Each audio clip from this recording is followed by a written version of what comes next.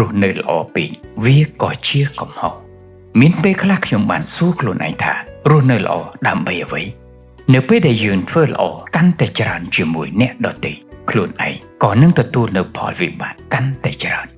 ខ្ញុំតែងតែគិតថាខ្ញុំស្មោះត្រង់ស្មោះអស់ពីចិត្តអ្នកឯទៀតនឹងស្រឡាញ់គោរពខ្ញុំក្រោយមកទើបខ្ញុំដឹងថាសេចក្តីសប្បុរសដែលមានច្រើនពេកគេមើលមកវាថាជាអំណោយទៅវិញហើយអ្នកខ្លះថែមទាំងយល់ថាវាជាកាតព្វកិច្ចទៀតផង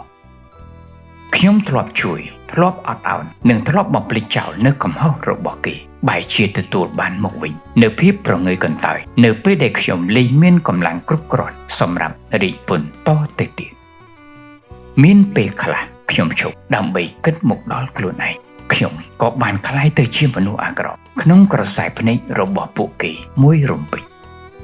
រស់នៅល្អពេកមិនមែនសុទ្ធតែជារឿងប្រសើរឡើយព្រោះពុំមែនអ្នកណាក៏ឲ្យតម្លៃដល់អំពើល្អនោះទេគេតែងតែនឹកឃើញនៅអ្វីដែលគេមិនទាន់ធ្វើគេមិនដែលនឹកឃើញនៅអ្វីដែលយើងបានព្យាយាមដើម្បីគេឡើយ